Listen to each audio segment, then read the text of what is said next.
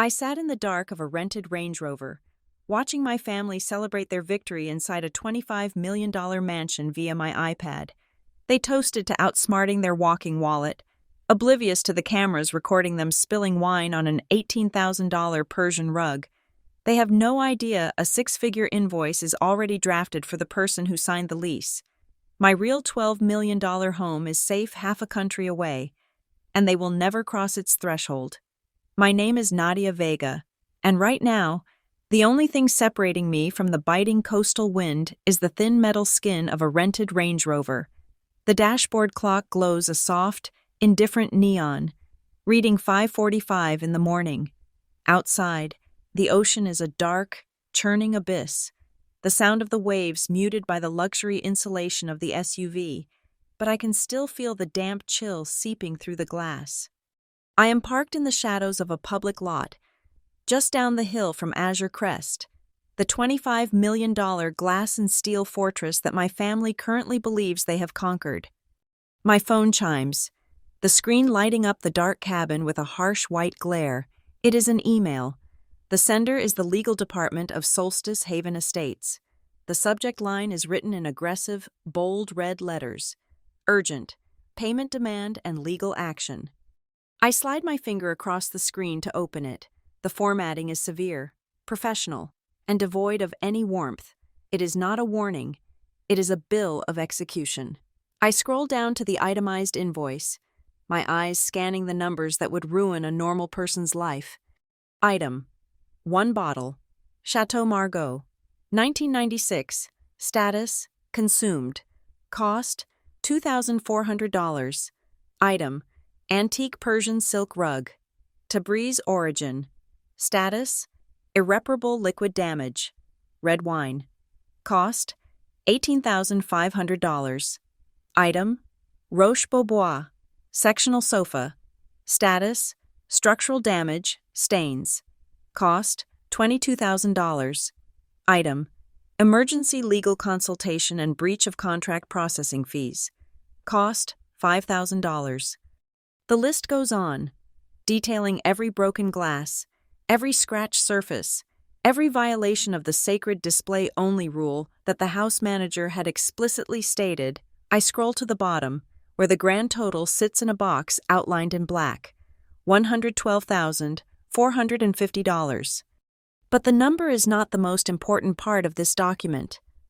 My eyes fixate on the line just below the total, the line that seals their fate. Primary liable party for all property damage, signing occupant, Gloria Vega.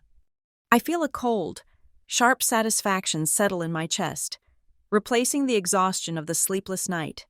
I press the forward button. I do not type a subject line. I do not add a passive-aggressive note like, "I told you so," or a panicked, "Mom, what did you do?" I leave the body of the email completely blank. I type in Gloria Vega's email address, and with a single tap of my thumb, I send the raw, unfiltered reality of her choices flying through the digital ether. 1 minute passes, then 2. The phone in my hand erupts. It starts with a single vibration, then transforms into a continuous, frantic buzz that rattles against the leather steering wheel. Mom, I decline. Dad, I decline. Mom again. Savannah, Aunt Carol, Uncle Ben. The screen is a kaleidoscope of names. People who haven't called me in years unless they needed a wire transfer, now suddenly desperate for my voice. I let it ring. I watch the names flash and die, over and over again. Finally, a text message slides through the chaos. It is from my father, Robert. Nadia, Mom is panicking. She's hyperventilating. What is this email? You need to fix this. I stare at the words. You need to fix this. The mantra of my entire adult life.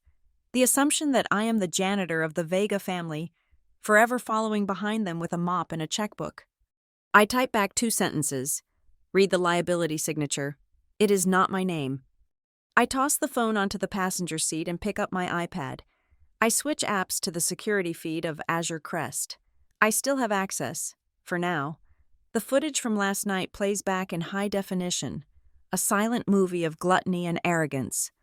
I watch my mother, Gloria, holding a crystal glass that isn't hers, swaying in the center of the living room. She looks like a queen in her own mind, gesturing wildly to my sister, Savannah, who is filming a TikTok on the staircase. I see my uncle opening a bottle of wine, the 1996 Margot, and pouring it with the reckless abandon of someone who thinks the world owes him a drink. I turn up the volume on the recorded clip.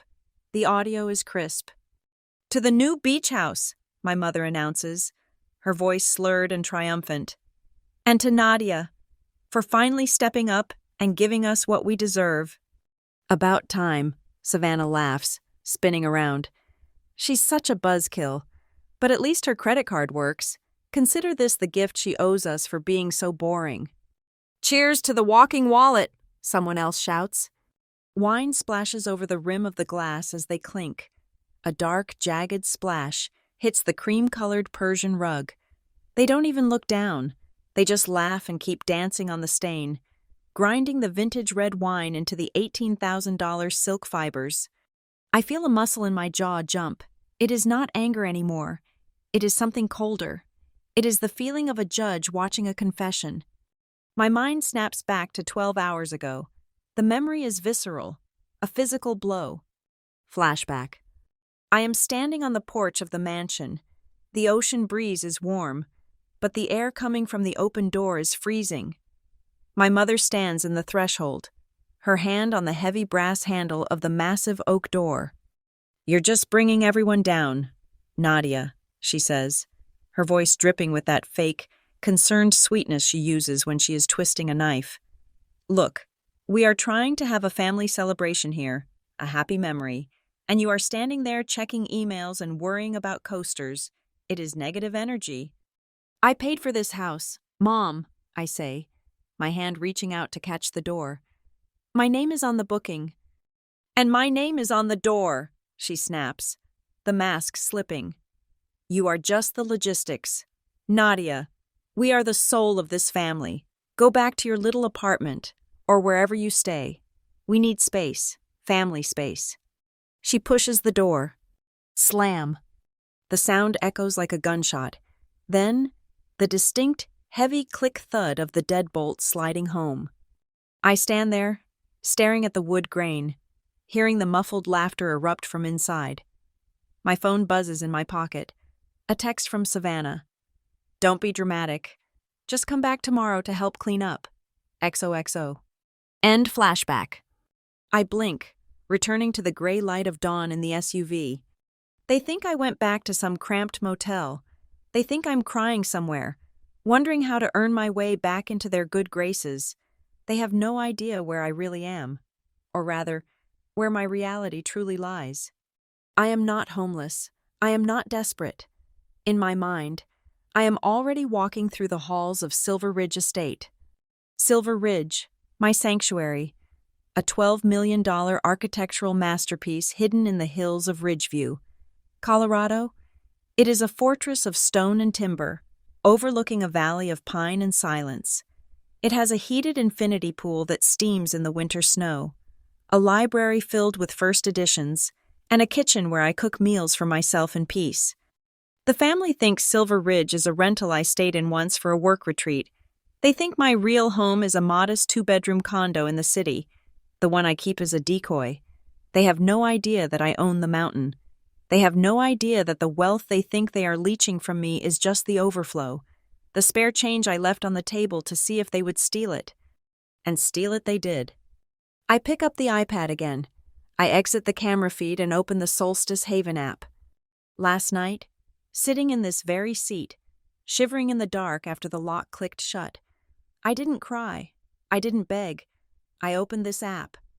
I remember my finger hovering over the red button. Emergency termination. It was a nuclear option. It meant immediate cancellation of the stay. It meant the security deposit was forfeited. It meant the property management company, Argentum Property Group, would be dispatched immediately to secure the asset. I had called the Argentum emergency line right after pressing it. "This is Nadia Vega," I had said, my voice steady. "I am the booking agent for the Azure Crest stay. I am informing you that I have vacated the premises due to hostile behavior from the other occupants. I am formally terminating the rental agreement effective immediately. Any persons remaining inside are no longer my guests. They are unauthorized occupants. Understood, Ms. Vega. The operator had replied. We are deploying a security unit to clear the property. Be advised, if there are damages, the liability falls on the signatory. I am aware, I had whispered. Please proceed. I knew exactly what I was doing. I knew exactly what words were written on the digital pad my mother had signed so eagerly. Primary liable party. A new notification pops up on my screen, pulling me from my thoughts. It is another email from Solstice Haven. Subject: Notice of blacklisting. Dear Ms. Vega. Due to the severity of the contract breach and the damages sustained at Azure Crest, the individuals identified as Gloria Vega, Robert Vega, Savannah Vega, and associated guests have been permanently placed on the National Do Not Rent Registry for all luxury rental properties affiliated with the Solstice Haven Network and our partners. This ban is effective immediately and is irreversible. I read it twice. It is done. They are not just kicked out of a house. They are kicked out of the lifestyle they worship. They are exiled from the kingdom they thought they were born to rule. I reach for the cup of coffee in the cup holder. It has been sitting there for 3 hours. It is stone cold. I take a sip anyway, the bitter, stale liquid washing down the dry lump in my throat. I look up at the hill, where the first rays of the sun are hitting the glass walls of the mansion. Police lights are flashing silently against the white stucco. The eviction is beginning. I lower the coffee cup and lean back into the leather seat. The cold doesn't bother me anymore. Good, I whisper to the empty car. Now comes the fun part. To understand how I ended up freezing in a rental car while my mother destroyed a mansion I paid for, you have to look at the ledger of my life.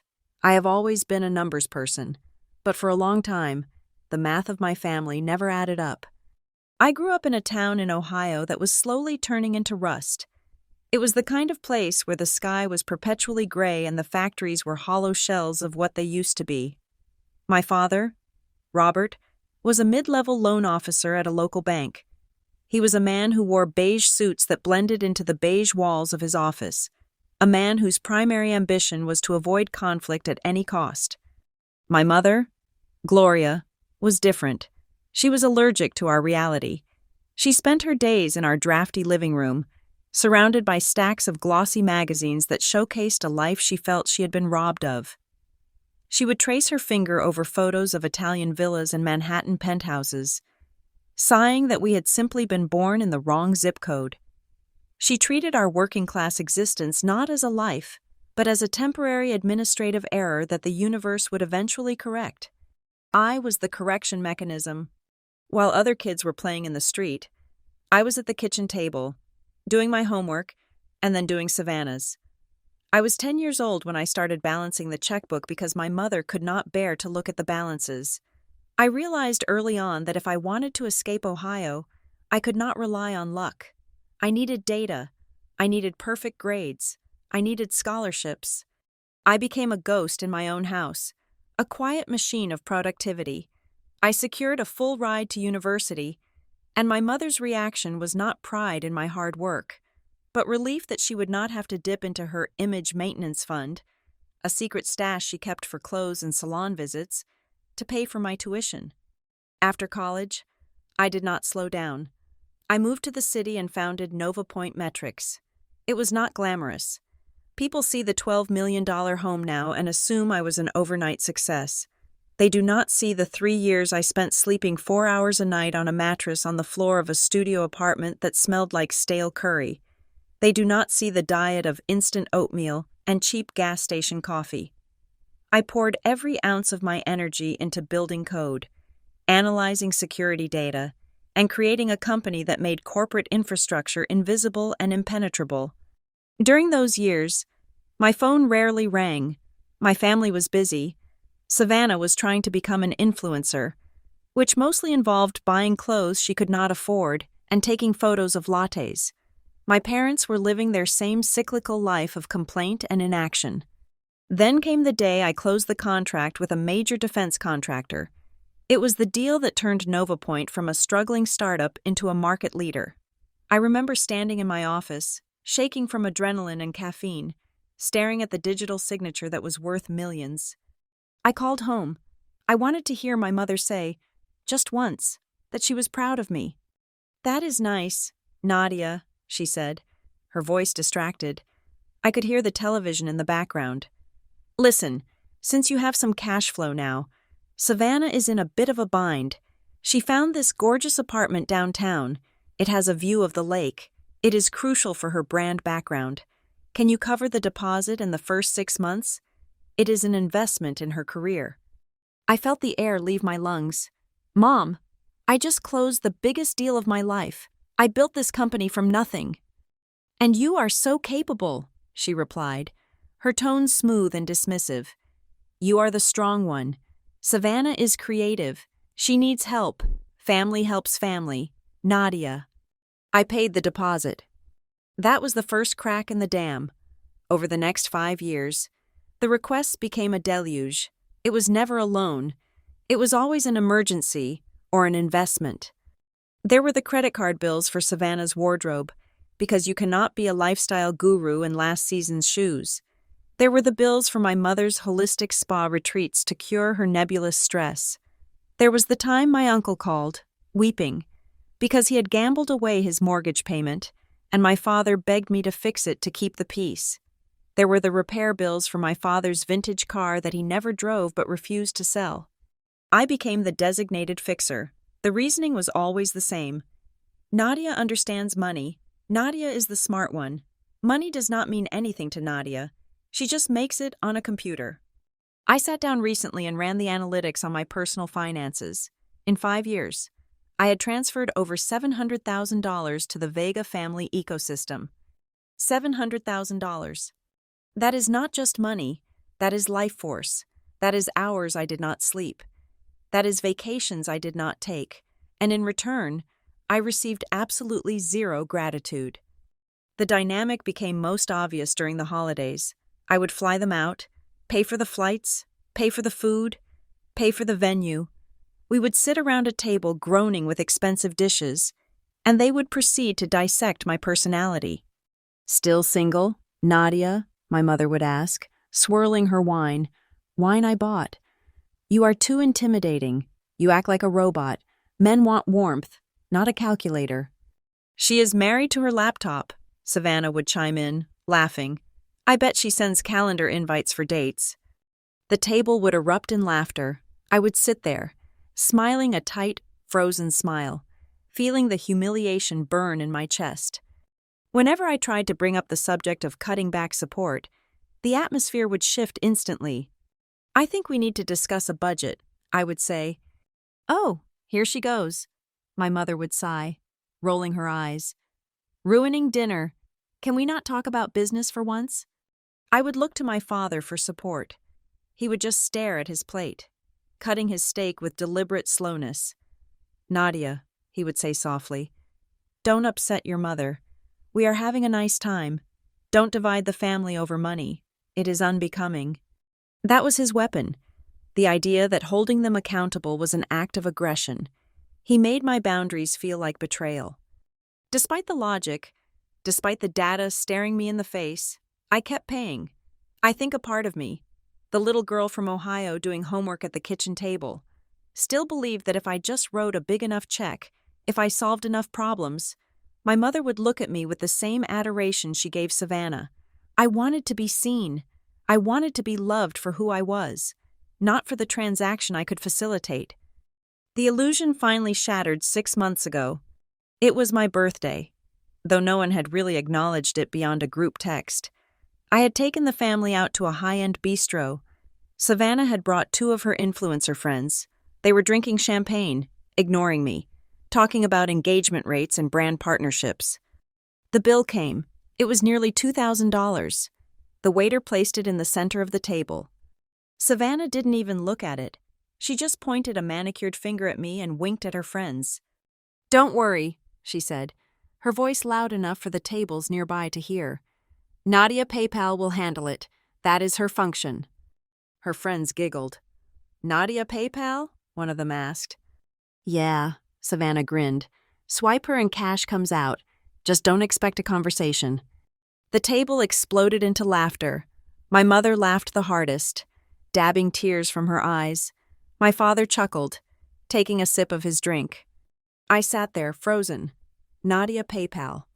It wasn't a joke. It was the truth. That was all I was to them. A service. A utility. I was no different than the electricity company or the water department. Essential, boring, and only noticed when the service stopped. I smiled. I picked up the check. I paid it. But that night, I went home and opened a new window on my browser. I did not cry. I did not call them to scream. Instead, I contacted a top-tier estate attorney named Nina Hartfield. Over the next few weeks, I began the quiet, systematic process of moving my assets. I set up blind trusts. I moved my liquid capital into accounts that required multiple signatures they would never get. I purchased Silver Ridge Estate under an LLC that had no connection to the Vega name. I built a firewall around my life. They thought the money was still flowing, that the river was endless. They did not notice that I had diverted the stream, and what they were drinking was just the residual water left in the pipe. I was ready to cut them off, but I needed to be sure. I needed one final test, a controlled experiment to see if there was any humanity left beneath their greed.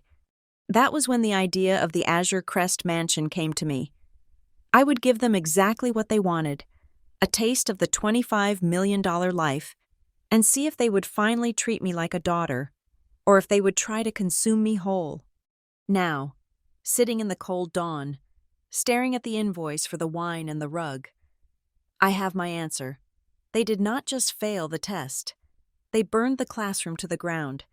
The ink was barely dry on the deed to Silver Ridge Estate when I realized I had bought something far more expensive than a $12 million mansion. I had purchased silence. I remember standing in the great room on that first morning. The house was perched precariously and perfectly on the edge of Ridgeview Hills, Colorado. It was a masterpiece of organic architecture, stone and timber blending into the mountain as if the structure had grown there alongside the pines. Below me, the valley was a sweeping canvas of green and gold, and the infinity pool stretched out toward the drop-off, the water so still it looked like a sheet of glass waiting to be shattered. I had bought it through a blind trust. The name Vega appeared nowhere on the paperwork. There were no social media posts, no celebratory stories, no humble bragging captions about new beginnings. The only people who knew this place existed were me, the previous owner, and Nina Hartfield, my attorney. I walked through the empty rooms, the sound of my heels clicking against the slate floors echoing in a way that felt holy. I went into the kitchen, a chef's dream of brushed steel and marble, and ran my hand over the countertop. For the first time in my 30 years of life, I was standing in a space where Gloria Vega could not walk in, throw her coat on the sofa, and declare, "This is ours." She could not rearrange the furniture to suit her feng shui whims. She could not invite strangers over to show off her daughter's success as if it were her own trophy. This space was mine. The air here did not smell of guilt or obligation. It smelled of pine needles and cold, clean mountain wind. It would have been easy to just disappear right then. I could have changed my number, blocked their emails, and faded into the luxury of my new life. Nina had suggested it. "Just ghost them, Nadia," she had said. "You have paid your dues. You owe them nothing." But standing there, looking at the reflection of the mountains in the pool, I knew I couldn't do it. Not yet. The ghost of Nadia the provider was still haunting me. If I left now, without a definitive ending, the guilt would eventually find a way to seep under these heavy oak doors. I would always wonder if I had been too harsh. I would wonder if, maybe, under the right circumstances, they could be the family I wanted them to be. I needed to kill that hope. I needed to suffocate it with evidence so undeniable that I could never lie to myself again. That was when the idea for the final experiment took root. It wasn't born out of malice. Not initially. It was born out of a desperate need for scientific clarity. I needed a control group and a variable. I needed a stress test. I opened my laptop and navigated to Solstice Haven Estates. I knew the company well. They were the gold standard for ultra-luxury rentals, the kind of places celebrities rented when they wanted to pretend they lived in an architectural digest spread for a weekend. I scrolled past the mountain retreats and the city penthouses until I found it, Azure Crest Mansion. It was located in Ocean Crest, California, 1,000 miles away from my real home. If Silver Ridge was a sanctuary, Azure Crest was a stage. It was $25 million of aggressive modernism, floor-to-ceiling glass, steel beams, white marble everywhere, and an ocean view that looked like a screensaver. It was cold, flashy, and utterly devoid of soul. It was a house designed to be looked at, not lived in. It was perfect for Gloria. The rental price was staggering, $25,000 a night, with a 2-night minimum, $50,000. I stared at the number, $50,000. It was a year's salary for some people. It was an insane amount of money to spend on a lie. But then I did the mental calculus. I had spent $700,000 trying to buy their love. What was another $50,000 to buy my freedom? I pulled out my corporate card and categorized the expense in my mind as research and development. I was researching the depths of their entitlement. I booked it. Then came the bait. I opened the family group chat. My thumb hovered over the screen. I had to word this perfectly. It had to be the truth, but a slanted truth. It had to be a trap that they would walk into willingly, blinded by their own greed. I typed, "I finally got the dream house by the coast. The paperwork is done. I am hosting a housewarming this weekend. I want the whole family there to celebrate." I did not say, "I bought it." I did not say, "I rented it." I said, "I got it." I hit send. The reaction was instantaneous. It was faster than the speed of light. My phone practically melted in my hand. Gloria was the first to call. Naturally, I didn't answer, letting it go to voicemail so I could hear the tone of her voice later. Then came the texts. Gloria. "Oh my God. Nadia. I knew you were working on something big. Is it the one with the pool? Please tell me it has a pool. I am calling Aunt Carol immediately." Savannah. "Finally. I have been needing a content trip. Send pics ASAP so I can plan my outfits. Is the lighting good?" Dad. "That is great news. Honey, Mom is already looking at flights. She's very excited." Within an hour, the narrative had been completely hijacked. I watched in the group chat as Gloria began assigning rooms she had never seen. She was talking about hosting a sunset gala for her friends, people who lived in Ohio and would obviously not be flying to California, but she liked the sound of it. She was already referring to it as the Vega Estate. "Finally," she wrote in all caps, "we have a home that matches our status." I sat in my real kitchen, sipping black coffee, feeling a cold knot tighten in my stomach. They hadn't asked if I was happy. They hadn't asked about the mortgage or the neighborhood. They only saw a new backdrop for their egos.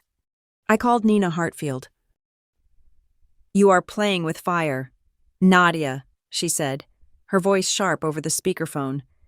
"You are giving them a $25 million playground. What if they trash it? You are on the hook." "That is exactly the point," I replied, staring at the Solstice Haven contract on my screen. "I am counting on them being exactly who they are." "This is masochism," Nina argued. "Why give them another chance to hurt you?" "I am not looking for pain, Nina," I said, my voice steady. "I am looking for a verdict. I need to know that when I walk away, I am walking away from a disaster, not a possibility." I spent the rest of the night preparing the trap. I didn't just book the house. I engineered the weekend. I contacted the concierge at Solstice Haven and requested their strictest house manager, a man named Mr. Dalton, who was known for his intolerance of rule-breaking. I asked for the display-only items to be prominently placed: rare wines, fragile antiques, things that screamed, "Don't touch" to a normal person but whispered, "Take me to a Vega." Then, I went through the rental agreement with a fine-tooth comb. I found exactly what I was looking for on page 14, Section 3, Paragraph 2. Liability Transfer Protocol. It stated that while the booking agent paid the fee, the on-site responsibility for damages could be assigned to a primary occupant upon check-in, provided that person signed the liability waiver and assumed custody of the property keys.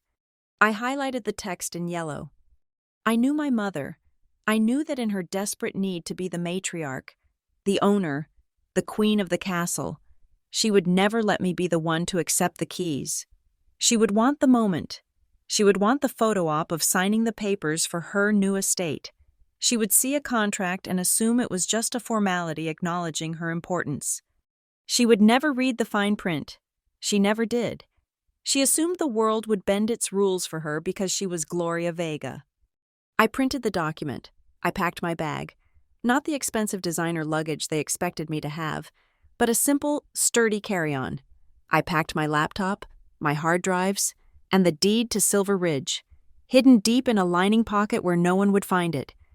I looked around my real home one last time before heading to the airport. The silence of Silver Ridge was heavy, protective, and profound. I will be back, I whispered to the empty room. And when I come back, I will be free. I walked out the door and locked it.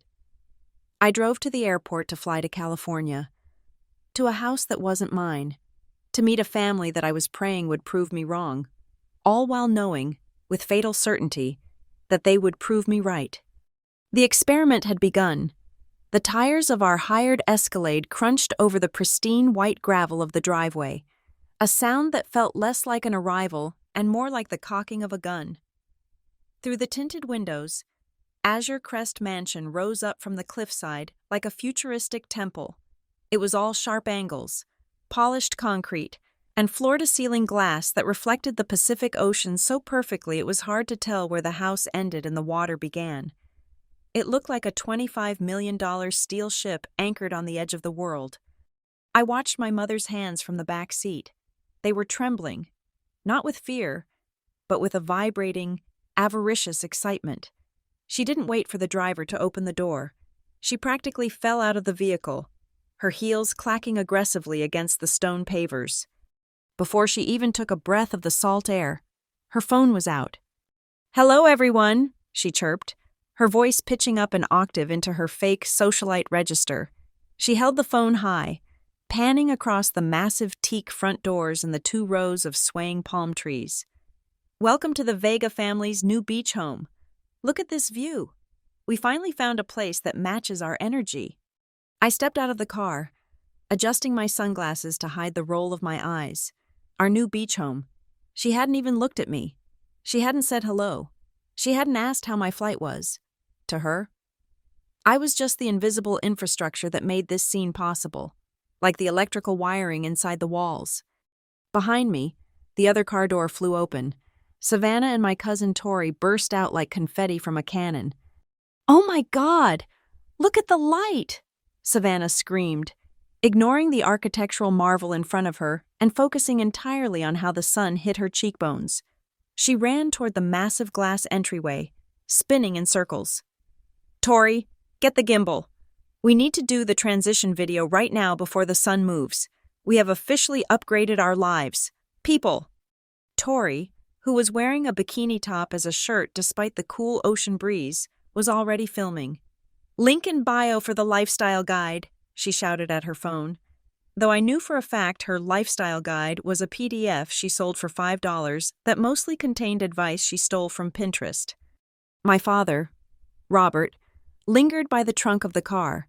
He was wearing a Hawaiian shirt that still had the creases from the packaging. He looked at the house, then at the ocean, and then down at his loafers. He looked like a man who was trying very hard to be invisible.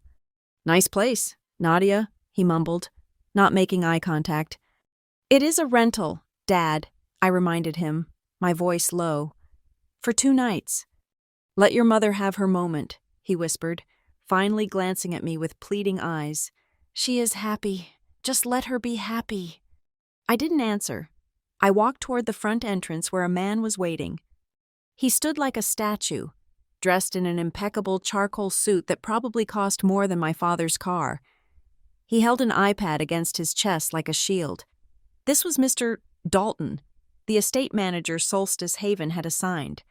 I had requested their strictest manager, and looking at his razor-thin lips and judgmental eyes, I knew they had delivered.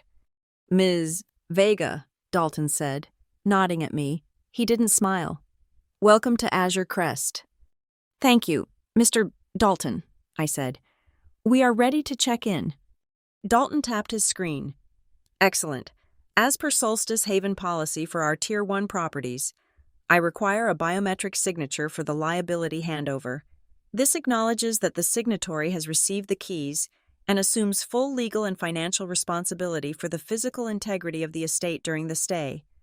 He extended the iPad toward me. I reached out my hand. This was the moment. The plan was for me to sign, to take the burden as I always did, to be the shield. But I hesitated for a fraction of a second, just long enough for nature to take its course. A hand with manicured red nails shot out and slapped my wrist down. "Nadia, stop," Gloria said, stepping between me and Mr. Dalton. She smelled of expensive perfume and desperation. She smiled at Dalton, a smile that was all teeth and sugar. "Sir, my daughter is just the one who handles the transfers. She is a bit of a control freak, bless her heart. But I am Gloria Vega. I am the matriarch. This is my family's vacation. The house should be under the head of the household."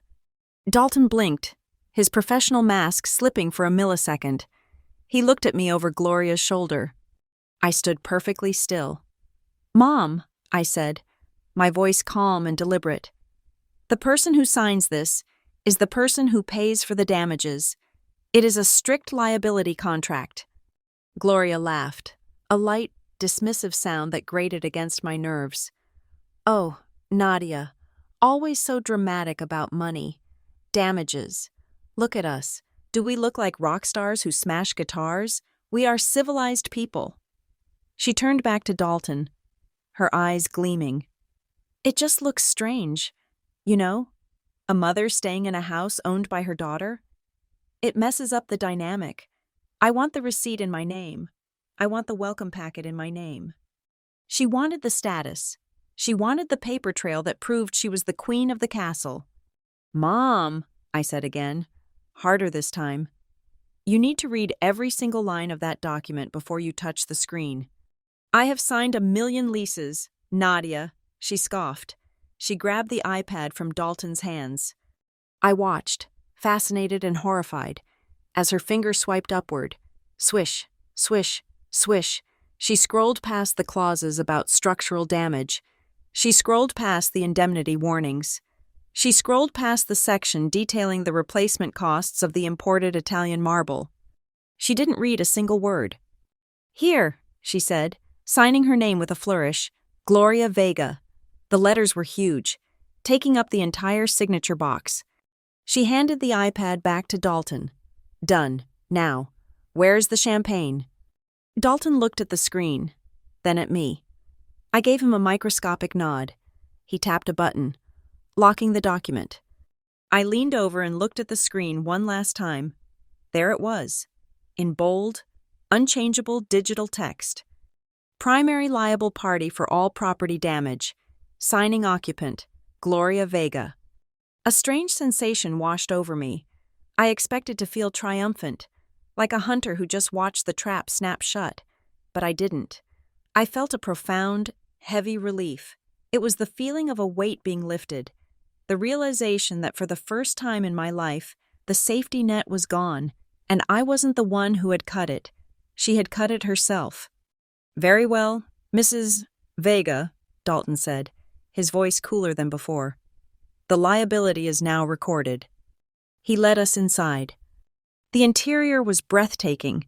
The ceiling soared 20 feet high, and the ocean view dominated everything. But the family didn't see the architecture. They saw props. Savannah was already posing on the floating staircase. "Tori, get the low angle. Make my legs look longer." Dalton cleared his throat, a sound like dry paper tearing. If I could have everyone's attention for a brief orientation. Gloria waved a hand at him while checking her reflection in a mirrored wall. "We are listening. We are listening. Just give us the Wi-Fi code." Dalton didn't blink. He walked over to a glass display case embedded in the wall, holding a row of dark, dusty wine bottles. "This is the owner's private collection," Dalton said, his voice projecting clearly. I noticed a small red light blinking on his vest pocket. He was recording the handover. Smart man. "These are vintage Bordeaux wines, some dating back to the 1940s. They are display only. They are equipped with pressure sensors. If they are removed, an alert is sent to security, and the insurance value, which ranges from $5,000 to $30,000 per bottle, is automatically billed to the account on file." "$30,000 for vinegar," Savannah muttered, rolling her eyes at her phone camera. "Rich people are so weird." "Furthermore," Dalton continued, walking to the center of the living room where a massive, pale rug covered the floor. "This is a 17th century silk Tabriz rug. No shoes, no food, and absolutely no red liquids in this room. It is a museum piece." We get it, Gloria said, finally turning to him with an annoyed expression. "Don't touch the stuff. We are not children. Mr. Dalton, we know how to behave in a high-class environment. We practically invented it." I looked at my father. He was standing by the window, staring out at a seagull, seemingly deaf to the conversation. He was doing what he did best, editing out reality until it fit his comfort zone. "Excellent," Dalton said. He placed 2 heavy magnetic key cards on the kitchen island. "The access codes have been transferred to Mrs. Vega's phone. I will leave you to enjoy your stay." He walked toward the door. I followed him, needing a breath of air that didn't smell of my family's perfume. As the heavy front door clicked shut behind him, the silence lasted for exactly 1 second before Gloria spun around.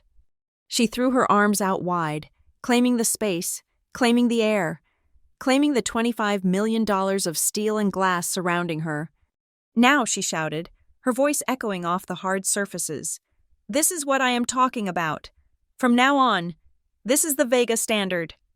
She turned to me. Her eyes were bright, manic, and utterly devoid of warmth.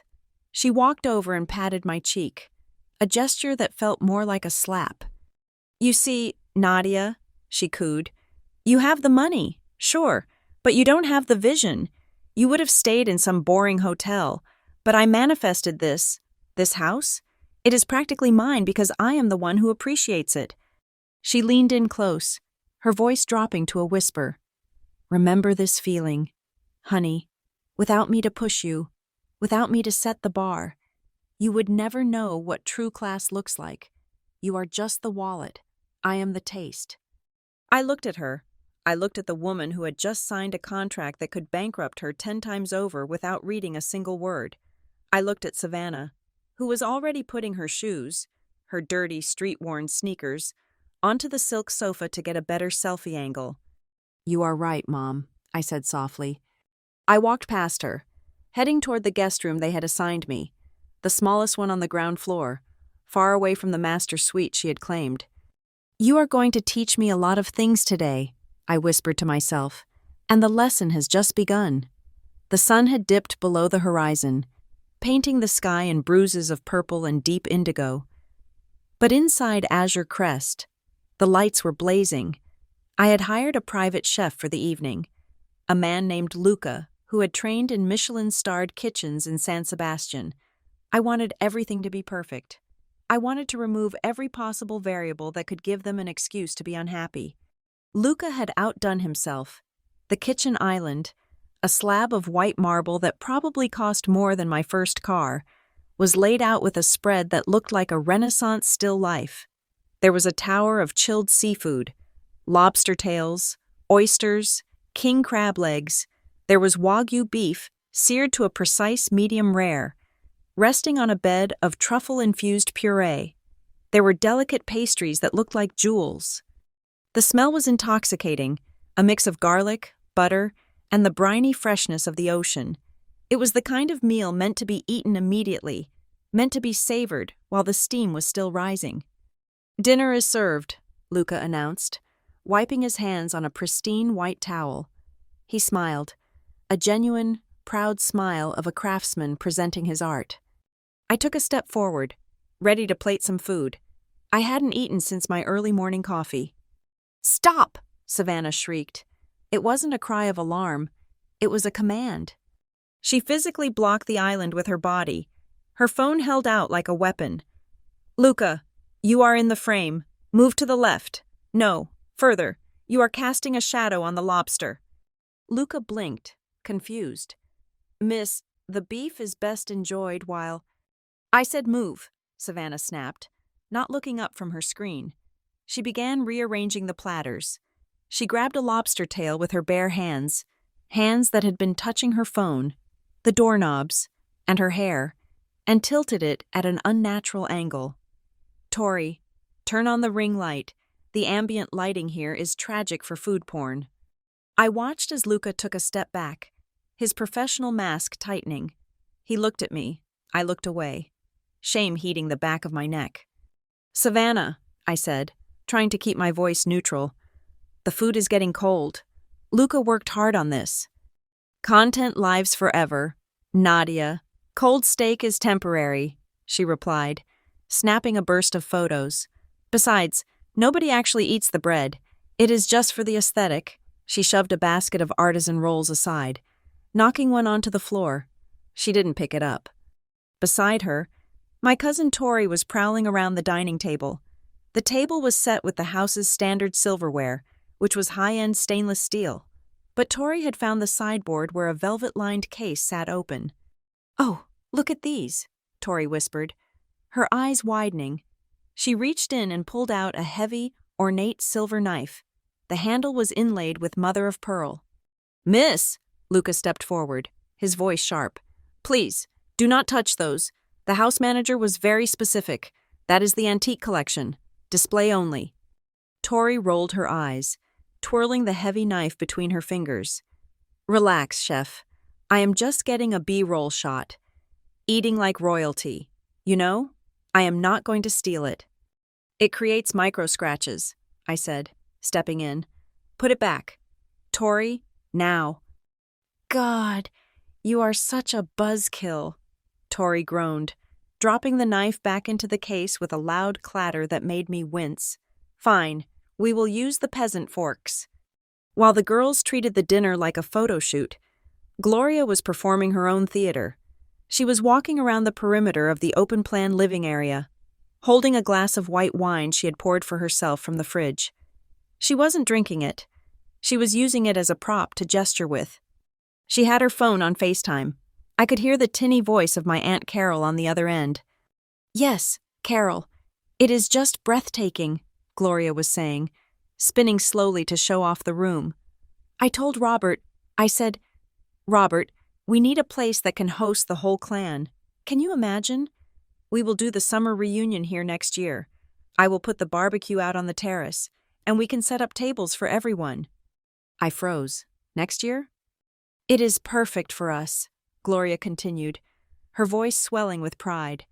"This is really where the Vega legacy belongs. I am already thinking about redoing the cushions on the patio. Though, the gray is a bit drab. I might ask the owner if we can spice it up with some teal."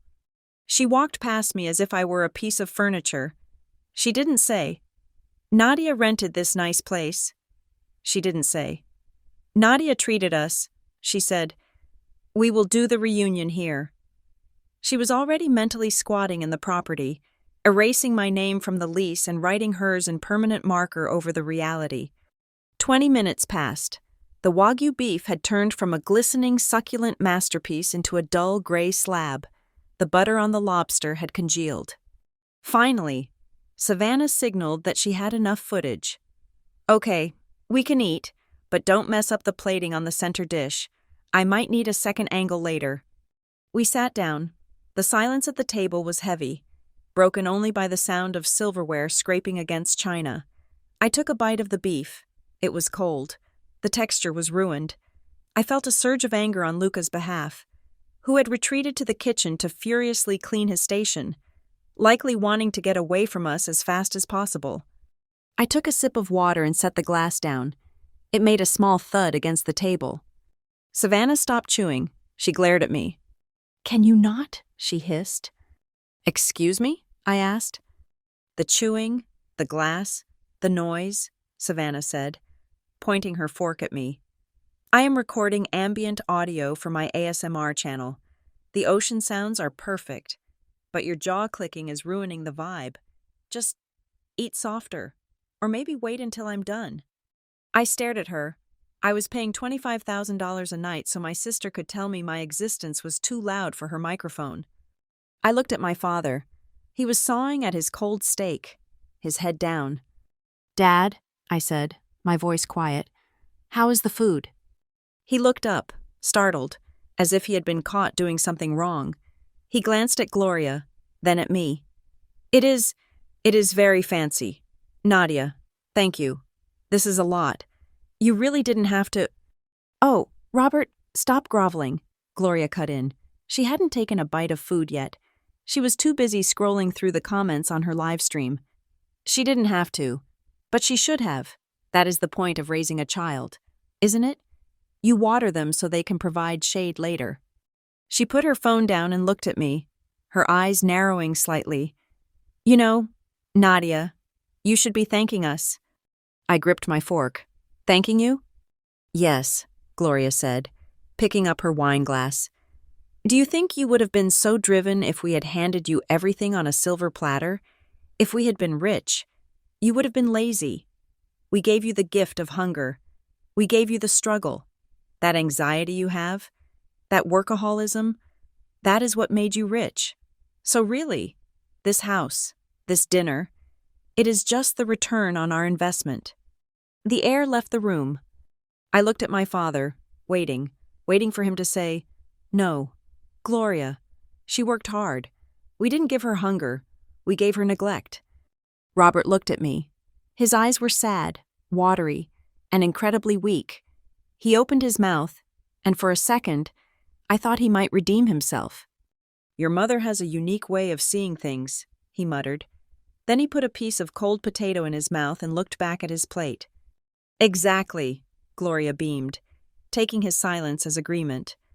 "We built you, Nadia. So don't sit there with that sour face like you are doing us a favor.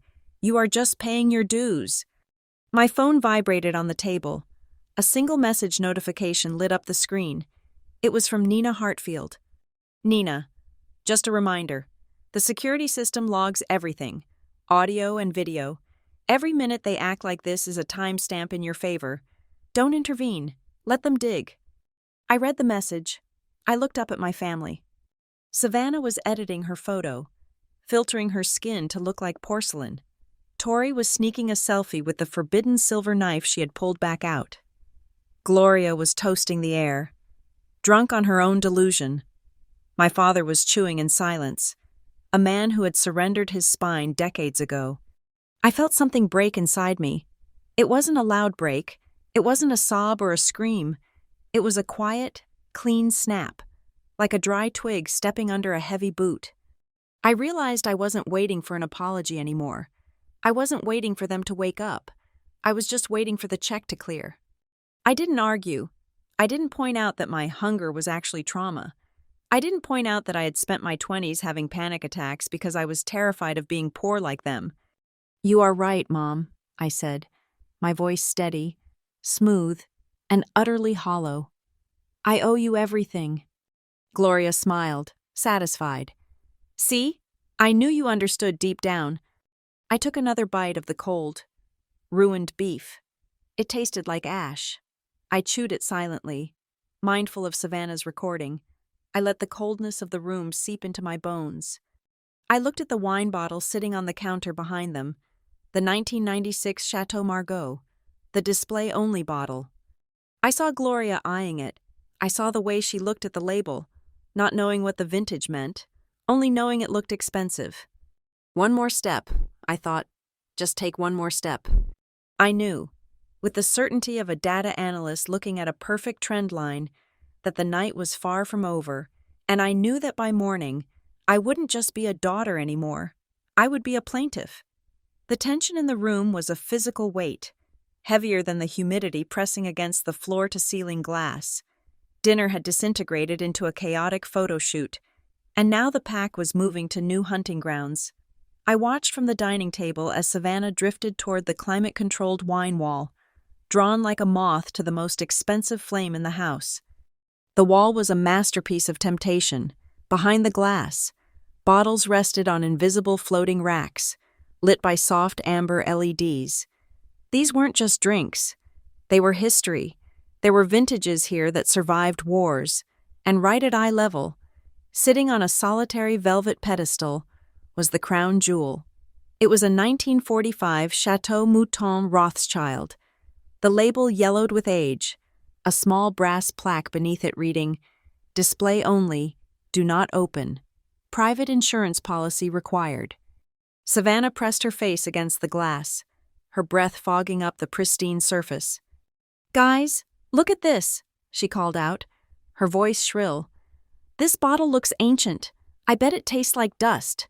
But imagine the flecks." She reached for the handle of the glass case. "Savannah, don't," I said, my voice cutting through the room.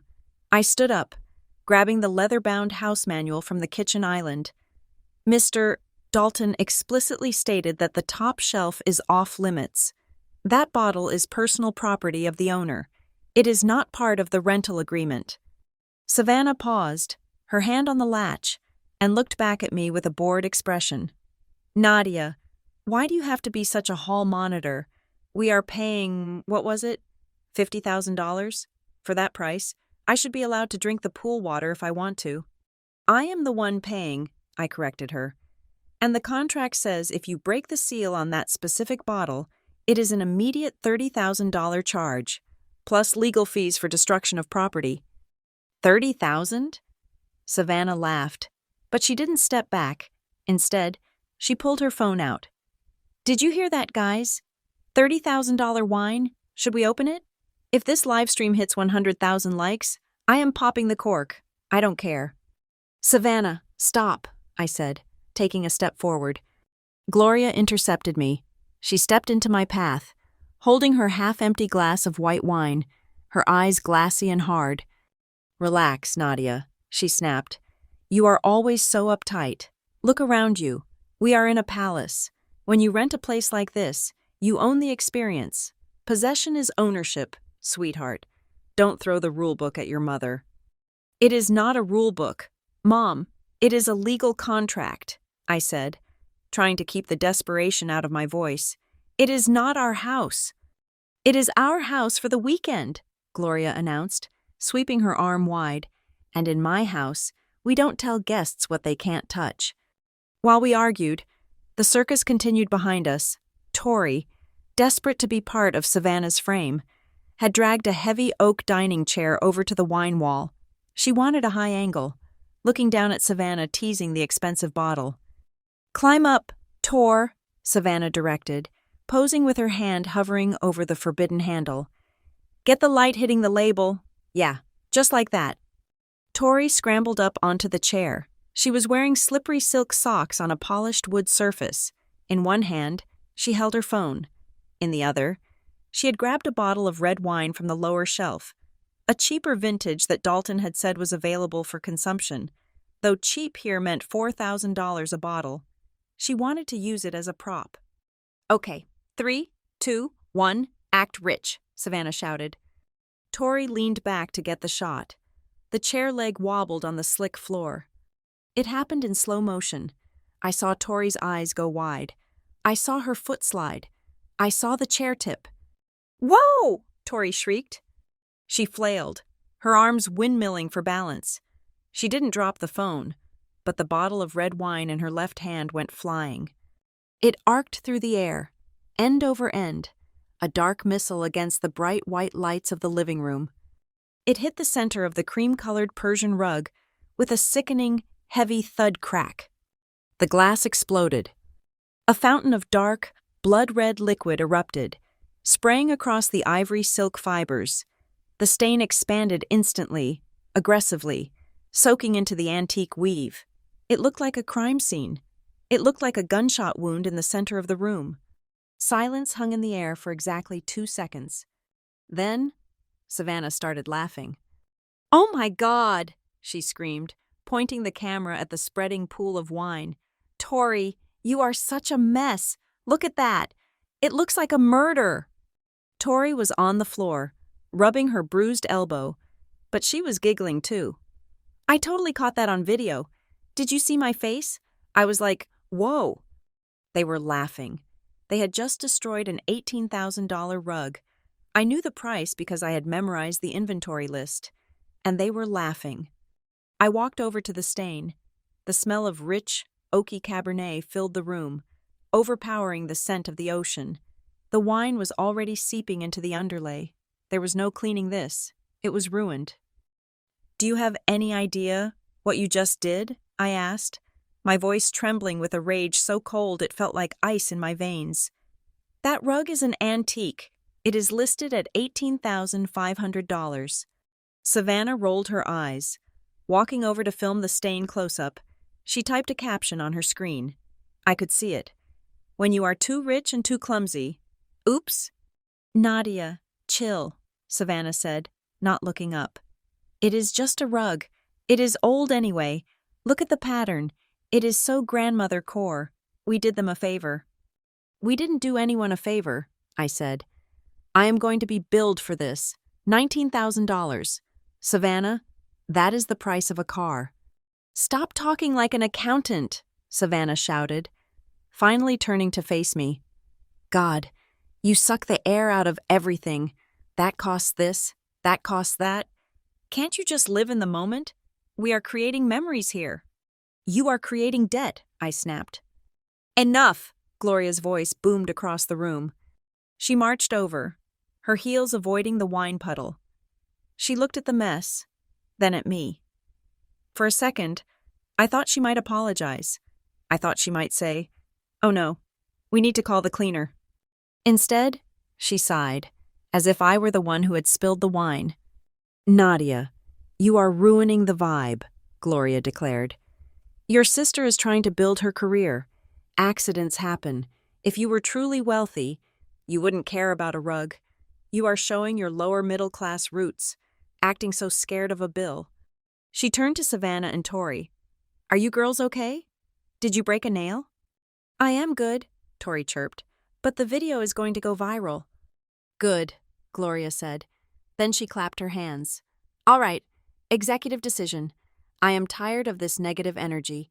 We need to settle in for the night." She pointed a manicured finger up the floating staircase. "Savannah, you and Tori take the master suite on the top floor.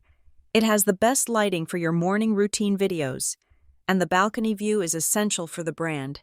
You girls need the space to create." I froze. The master suite. The room with the panoramic ocean view. The room with the soaking tub and the private terrace. The room I had paid $50,000 to access. "Mom," I said, my voice barely a whisper. "I paid for the house. The master suite is mine." Gloria shook her head, a look of pity on her face. "Oh, honey, be realistic. What are you going to do in that room? Read a book? Sleep? It would be a waste of the view. You don't even have Instagram. No one will see it." "It is not about who sees it," I argued, feeling the absurdity of the conversation choking me. "It is about the fact that I am the one who rented the estate." "And I am the mother," Gloria said, her voice dropping to that dangerous final tone she used when she was done negotiating. "And I am deciding what is best for the family image. Savannah needs the content. You, well, you value privacy, don't you?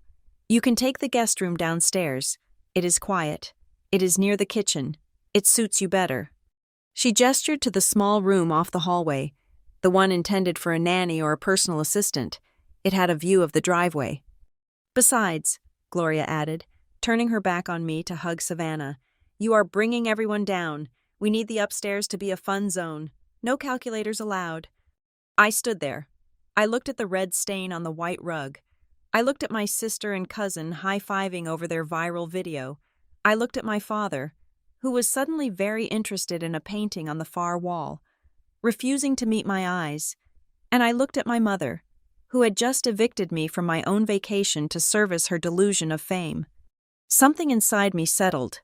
It was the dust settling after a demolition. The structure of my obligation to them had been standing on shaky ground for years, but now it had collapsed completely. There was no anger left, just clarity. Okay, I said. Gloria paused, looking back over her shoulder, surprised by my sudden surrender. Okay? You are right, I said. I don't need the view. I will take the downstairs room. See? Gloria beamed, unaware that she was smiling at her own executioner. I knew you would be reasonable. You are a good girl. Nadia. Now, why don't you go get your things out of the way so the girls can do a house tour? I will, I said. I left my laptop bag and my overnight case in the car. I need to go get them. Go ahead, Gloria waved a hand. Take your time. We are going to open another bottle. Maybe the white one this time, less staining. She laughed at her own joke. I turned around and walked toward the front door. I didn't stomp. I didn't slam anything. I walked with the measured pace of someone who had a plan. I stepped out into the night air. The ocean wind was cold, a sharp contrast to the suffocating perfume inside. The heavy door clicked shut behind me. I walked to the Range Rover parked in the driveway.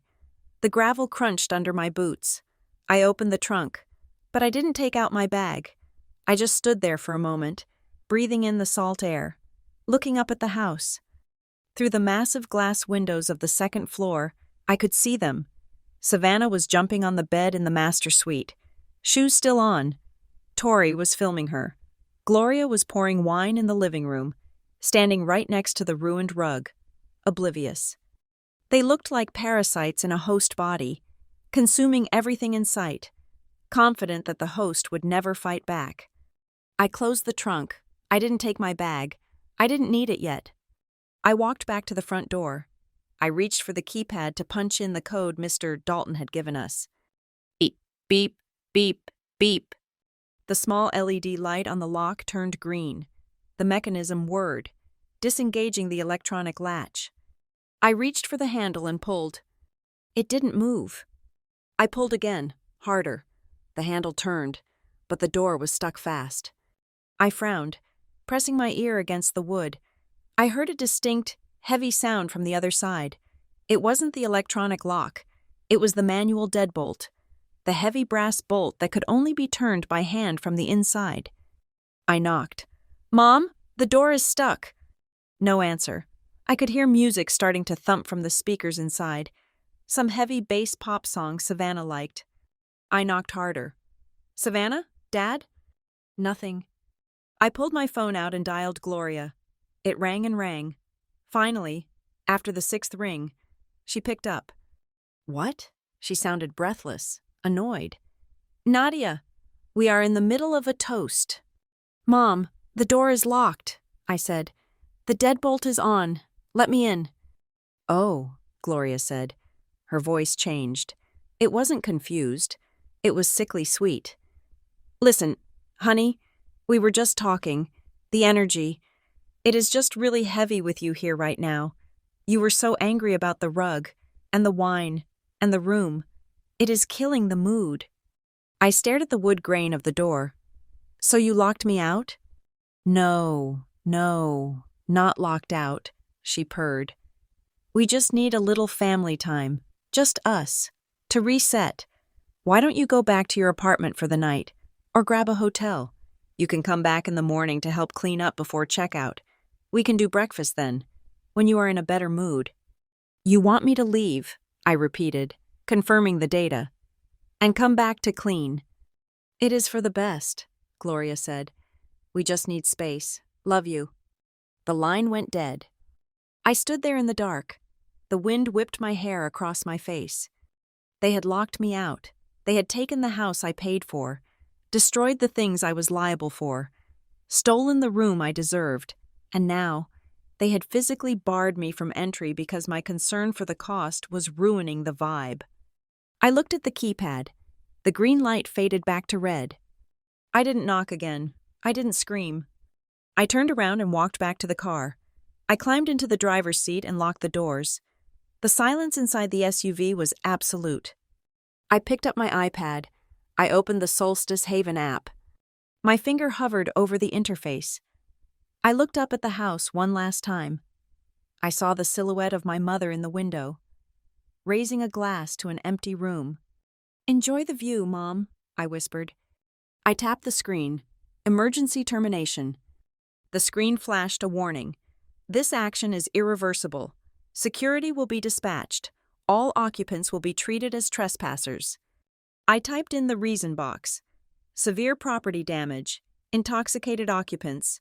Primary signatory has locked out booking party. Safety concerns. I pressed confirm. The screen loaded for a second, then a green checkmark appeared. Contract terminated. Argentum security dispatched. ETA, 15 minutes. I lowered the iPad. I reclined the seat, and for the first time in 20 years, I waited for my family to face a consequence I wasn't going to pay for. I punched the code into the keypad for the third time. 1989. The small LED light flashed green. A cheerful, affirmative blink in the darkness. I heard the electronic whir of the mechanism disengaging. I gripped the cold brass handle and pulled. It did not budge. It was a solid, immovable resistance.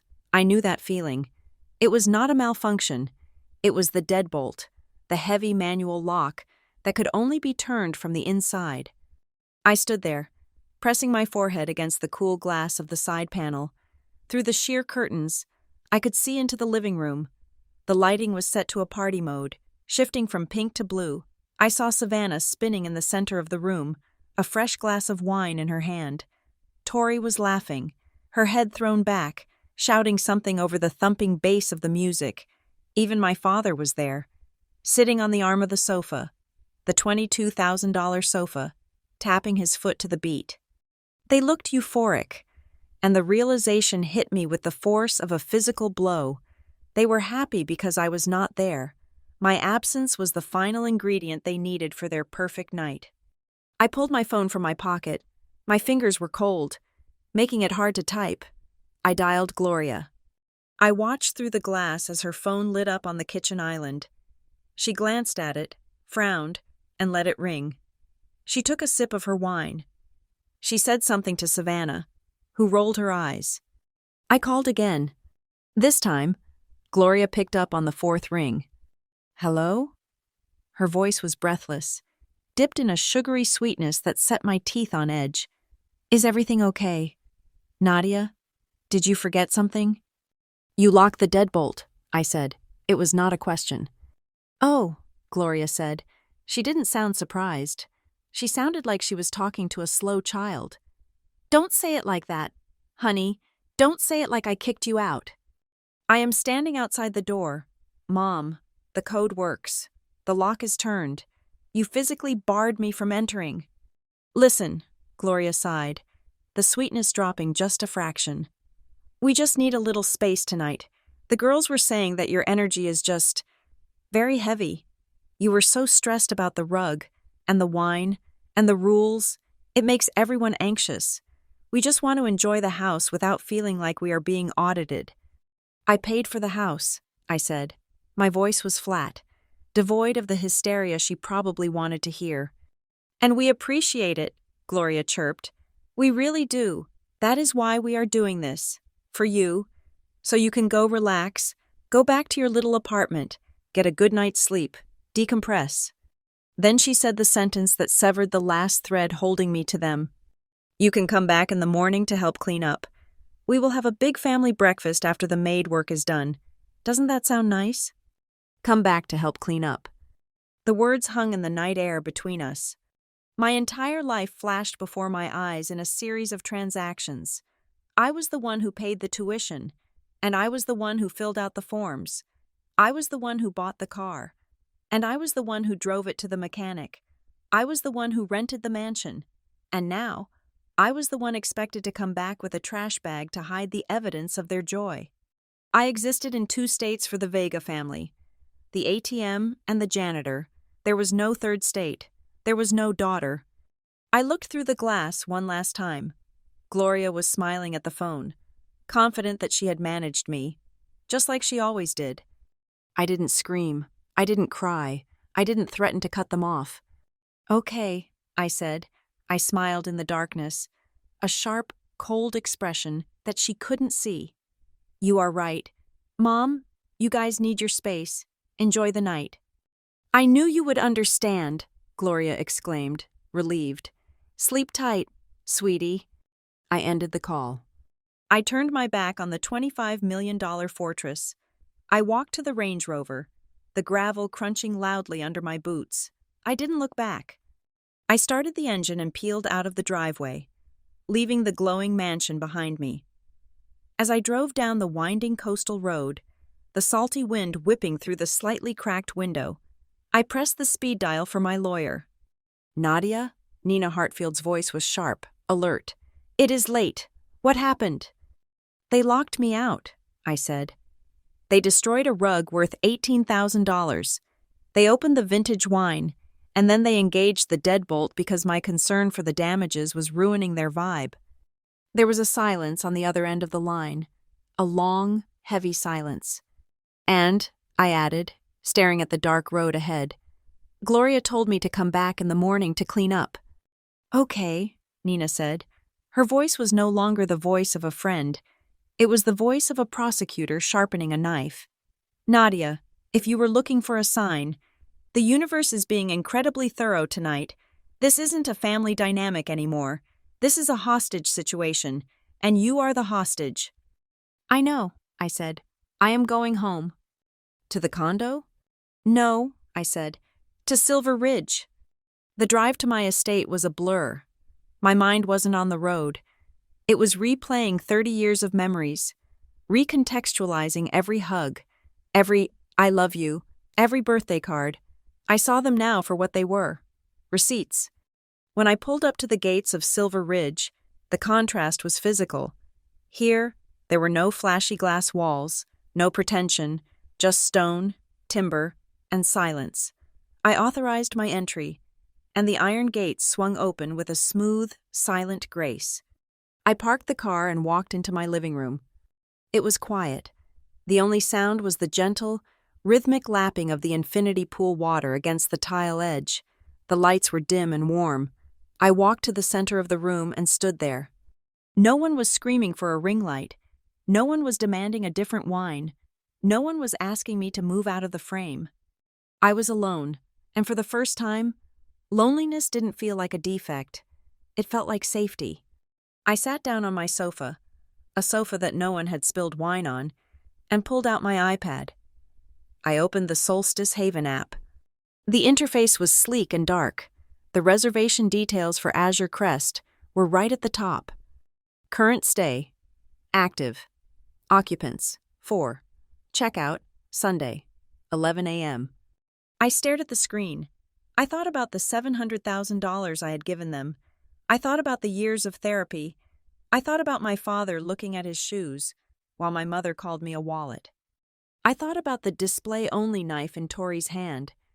My finger hovered over the red button at the bottom of the screen. Emergency termination. Beneath it was a warning in small gray text. Cancel stay and dispatch security. Warning. Remaining occupants will be classified as trespassers. A flicker of guilt tried to rise up in my chest. The old programming, the reflex to protect them. They will be embarrassed. They have nowhere to go. It is the middle of the night. Then I heard Gloria's voice in my head, clear as a bell. Come back in the morning to help clean up. The guilt vanished. It didn't just fade. It evaporated, leaving behind a core of solid steel. I tapped the red button. A confirmation box popped up. Are you sure? Please select a reason for immediate termination. I didn't hesitate.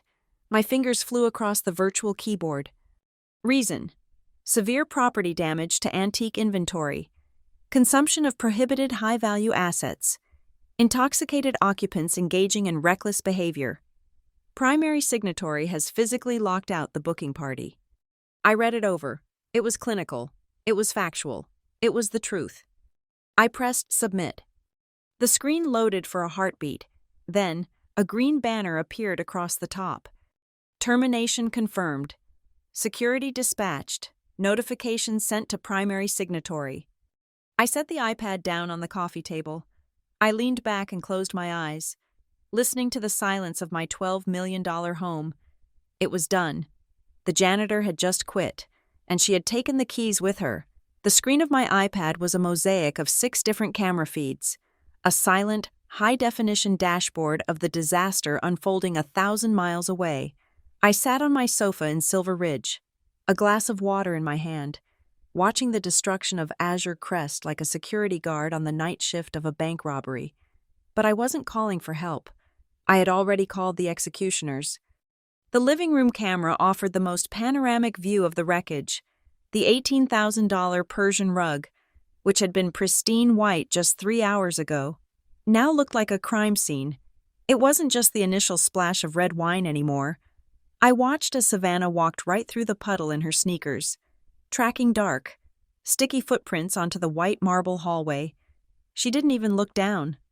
On the kitchen feed, the remnants of the private chef's dinner were rotting under the warm, recessed lighting. The Wagyu beef was gray and untouched. A bottle of champagne, opened, half drunk, and left uncorked, sat dangerously close to the edge of the granite island. But it was the audio that was the most damning. I had tapped into the feed, and their voices filled my quiet living room, crisp and clear. Savannah was sitting on the stairs, phone held high, live streaming to her 30,000 followers. I turned the volume up slightly. "Honestly, guys, the vibe was so off earlier," Savannah was saying to her camera, pouting her lips. "My sister is, look, I love her, but she is such a buzzkill. She rented us this place and then acted like she owned the deed. She is basically a walking ATM with zero personality. We literally had to kick her out to save the night." She laughed, a cruel, tinkling sound. "But whatever, the trash took itself out. Now we can actually party." I watched her, feeling absolutely nothing, no sting of betrayal, no urge to cry. I simply moved my mouse and clicked record. The clip was saved instantly to a cloud server. Defamation of character, public admission of hostile intent, evidence of unauthorized occupancy. Savannah thought she was building a brand. She didn't realize she was building a court case against herself. My eyes flicked to the main gate camera feed. 2 pairs of headlights cut through the coastal fog, illuminating the swaying palm trees. A black SUV with the silver logo of Argentum Property Group pulled up first, looking sleek and ominous. Right behind it was a white cruiser from the Ocean Crest Sheriff's Department, its light bar dark, but its presence unmistakable. They had made good time. 12 minutes. "My part is done," I whispered to the empty room. "From here on out, it is just physics, action and reaction." While the cars idled at the gate, waiting for the remote override I had authorized, I opened my laptop. I needed to verify my firewall one last time. I navigated to the secure portal of my family trust. I scrolled through the documents I had finalized just a week ago with Nina. There was the transfer of 100% of my shares in NovaPoint Metrics into a protected entity that no Vega could touch. There were the promissory notes I had made them sign over the years, small things they thought were jokes, acknowledging loans for cars and tuition. And most importantly, there was the document invalidating any prior gift letters. I knew Gloria had forged a letter years ago claiming I had gifted her equity in my company. She kept it in her safe, thinking it was her retirement plan. She didn't know that by signing the new trust acknowledgement last week, buried in a stack of papers I told her were for tax purposes, she had legally nullified that forgery. I wasn't just watching a train wreck. I was watching it from inside a bunker made of ironclad contracts. For the first time in my life, I wasn't naked before their manipulation. I was armored. I looked back at the camera feeds. The cars were moving through the gate now, rolling silently up the long driveway. Inside the house, they were oblivious. Gloria was pacing in the living room, a fresh glass of wine in her hand. She was on a video call, her voice loud and slurred. "Oh, stop worrying. Brenda," Gloria was shouting at her phone screen. "Nadia is soft. She talks big about boundaries, but she always caves. I have her trained. She signs whatever I put in front of her. Eventually, this house, the company, it is all going to filter down to the family. She doesn't have the guts to calculate the cost with her own mother." I froze the frame in my mind. She signs whatever I put in front of her. That sentence alone was worth the $50,000 I had spent on the rental. It was the confession. It was the proof that I wasn't a daughter to her. I was a resource to be mined until depletion. Ding dong? The doorbell of Azure Crest was a deep, resonant chime that echoed through the high ceilings. On the screen, everyone froze. Savannah lowered her phone. Tori stopped dancing. My father looked up from the sofa with a start. Who is that? Savannah asked, annoyed. It is almost midnight. Probably the concierge bringing more towels. Gloria waved her hand dismissively. Or maybe a neighbor complaining about the music. Ugh, rich people are so sensitive. She pointed at Savannah. Get the door. Honey, if it is a neighbor, tell them we know the owner and to mind their business. I watched Savannah slide off the banister. She adjusted her top, checked her reflection in the glass, and sauntered toward the massive front door. She looked bored. She looked like a girl who believed the world existed to serve her. She unlocked the latch. The deadbolt they had used to lock me out was still engaged, so she had to twist it open. She swung the heavy door wide. What? Savannah said, preparing to be rude. The camera angle from the porch was perfect. I saw Savannah's face drop. Standing on the doormat were two men in black tactical suits with private security embroidered on their chests. Behind them stood Deputy Monroe, a woman with a severe face and a badge that caught the porch light. Good evening, Deputy Monroe said. Her voice was picked up by the doorbell camera, sharp and metallic. We are looking for a Ms. Gloria Vega. Savannah took a step back, her bravado evaporating instantly. Mom? It is the police. Gloria frowned, swirling her wine. The police? For a noise complaint? Ridiculous. She walked to the door, her heels clicking on the marble. Click, click, click.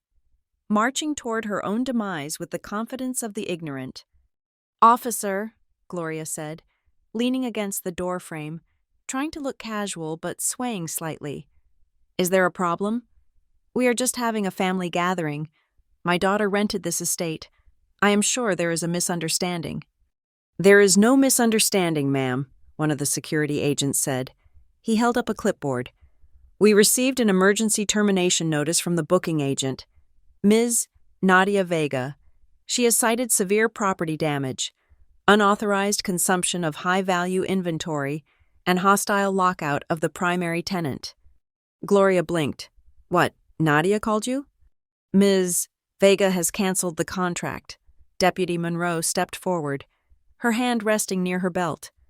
That means as of 20 minutes ago, you no longer have permission to be on this property. You are trespassing.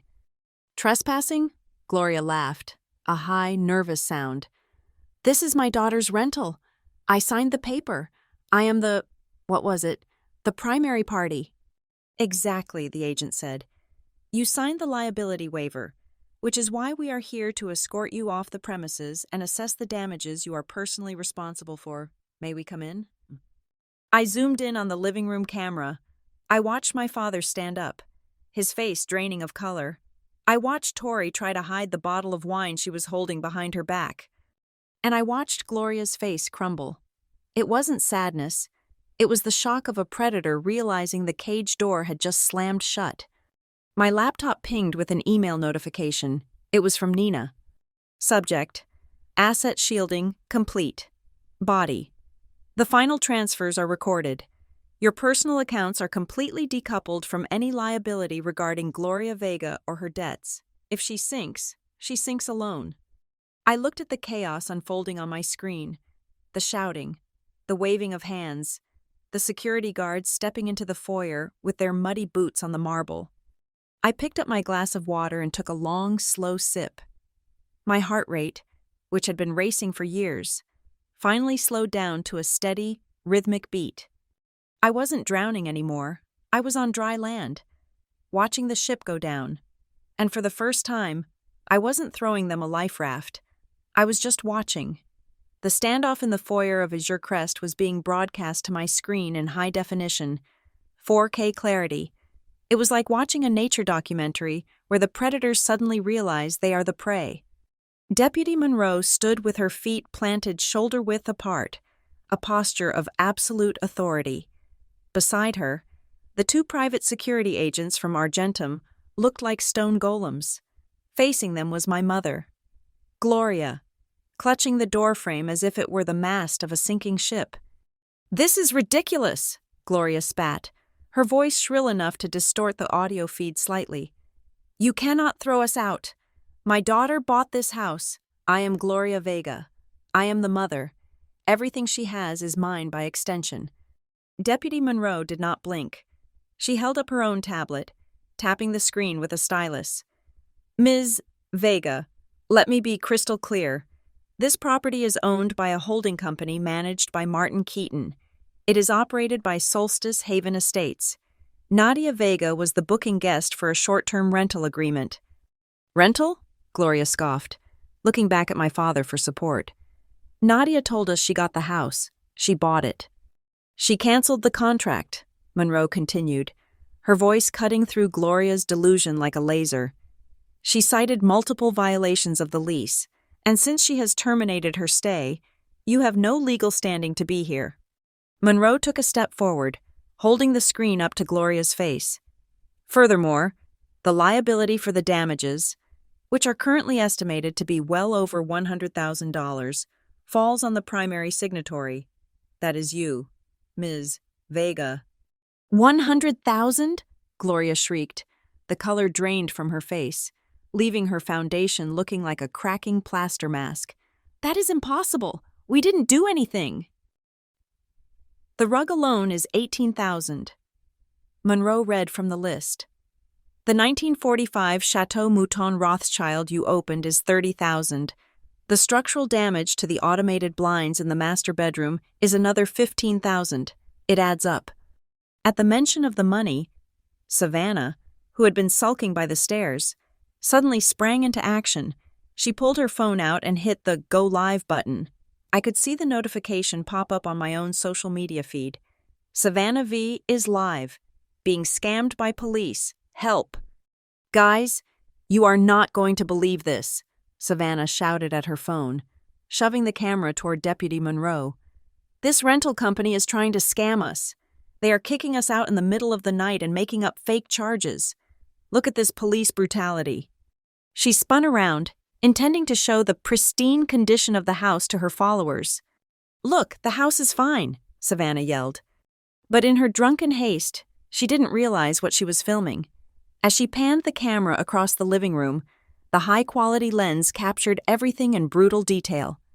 The frame lingered on the massive, dark red stain spreading across the white Persian rug like a gunshot wound. It panned to the kitchen island, where 4 empty bottles of the display-only wine were lying on their sides, corks scattered on the floor. It zoomed in on the coffee table, where a cigarette, someone had been smoking inside, was burning a hole into the lacquer. "See?" Savannah slurred. "It is totally fine. They are liars." Then she turned the camera back to Gloria. "Mom, tell them! Tell the stream!" Gloria, flustered and unaware she was live to thousands of people, threw her hands up. "I didn't know about the rug cost. Who reads those stupid contracts anyway? Nadia handed me the iPad, and I just signed it. I never read the fine print. It is a trap." I sat back in my chair at Silver Ridge, watching the comments on Savannah's stream explode. User 1. "Did she just admit she didn't read the contract?" User 2. Look at that rug. That is definitely not fine." User 3. "Is that the vintage wine? RIP your wallet." Savannah had just inadvertently provided the insurance adjusters with video confession evidence. It was poetic. Seeing that the social media angle was backfiring, Tori decided to play the victim card. I watched her eyes dart around the room, looking for an exit strategy. She suddenly grabbed her chest. "Oh my God," Tori gasped. "My heart, I think the stress is triggering my condition." She slumped onto the Roche-Beaubois sofa, the one with the $22,000 price tag, and fluttered her eyelids. "I can't breathe. You can't evict someone having a medical emergency. It is the law." Deputy Monroe looked at her. There was zero sympathy in her eyes. She touched the radio on her shoulder. "Dispatch, this is Monroe at Azure Crest, requesting EMTs for a female claiming cardiac distress." Tori's eyes snapped open. "Wait, No ambulance. Just let us stay until morning." "Absolutely not," Monroe said calmly. "If you are having a medical emergency, we follow protocol. The EMTs will be here in 5 minutes. They will run a full panel. If you are faking a medical emergency to obstruct a police officer, that is a separate charge. Do you want the ambulance, ma'am?" Tori sat up instantly. I think it passed. It was just a palpitation." "Thought so," Monroe muttered. While this circus was happening, my father, Robert, tried his own tactic. He sidled up to one of the security agents. Leaning in close, he had his hand in his pocket, likely clutching his wallet. "Listen, son," Robert whispered. I had to turn the gain up on the audio feed to hear him, but the high-sensitivity microphones in the security system caught every syllable. "My daughter. She is very emotional. But she has money. Lots of it. We can settle this. Maybe there is a way to make this go away? Just between us gentlemen?" The security agent looked down at my father with disdain. "Sir, are you attempting to bribe a federal estate agent?" No, Robert stammered, backing away. "Just offering a solution." "Your daughter has already provided the solution," the agent said. "She terminated the lease." Deputy Monroe clapped her hands. The sound echoed like a gavel strike. "All right, time is up. You have 5 minutes to vacate the premises." Savannah shrieked. "But our stuff!" I unpacked everything in the master suite. My skincare fridge, my outfits. I have 3 suitcases upstairs. "Grab your phone, your wallet, and your keys," the security agent ordered. "Anything else stays." "What?" Savannah screamed. "You can't keep my clothes. That is theft." "We are securing the scene for an insurance investigation," Monroe explained. "Since the property damage is extensive and you are refusing to pay, the contents of the house are being held as collateral until ownership of the items can be verified and the debt is settled. Unless you can produce receipts right now proving those bags entered the house with you, they stay." It was a bluff, legally speaking, but a brilliant one. Monroe knew they couldn't produce receipts, and she knew that in their panic, they wouldn't know the law well enough to argue. "This is insane," Savannah yelled, stomping her foot. "Nadia is going to pay for this. She is going to buy me a whole new wardrobe." In the chaos of trying to gather their purses, Gloria bumped into the entryway table. Her oversized tote bag tipped over, spilling its contents onto the marble floor. Lipstick, keys, breath mints, and a thick manila envelope slid across the tiles. The envelope had no seal. As it hit the floor, a stack of papers fanned out. Deputy Monroe looked down. Her eyes narrowed. She bent down and picked up the top sheet. The camera zoomed in. I recognized the document immediately. It was a photocopy of a gift letter dated 3 years ago. It was a forgery Gloria had drafted, claiming that I had voluntarily and irrevocably gifted her 20% of my shares in Nova Point Metrics as a token of filial gratitude. She had carried it with her. She had brought it to the beach house. Why? To show her relatives? To brag that she owned a piece of my company? Monroe read the header. "Notification of equity transfer," she read aloud. She looked at Gloria. "This looks like a significant financial document." Gloria snatched it back, her hands shaking. "That is private. That is my retirement. My daughter gave that to me." Savannah, who was swaying near the door, let out a harsh, bitter laugh. "Gave it to you? Please, you made her sign that when she was drunk on Christmas Eve. But she is so stupid she probably forgot." I sat up straight in my chair at Silver Ridge.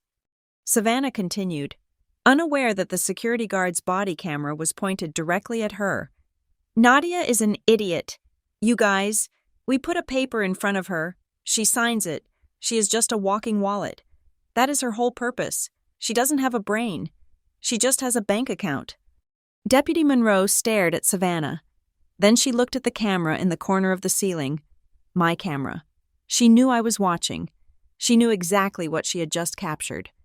"Well," Monroe said, her voice dripping with professional ice, "I am sure the forensic accountants will find that statement very interesting when this goes to court." She pointed to the door. "Out, now?" The walk of shame was excruciatingly slow.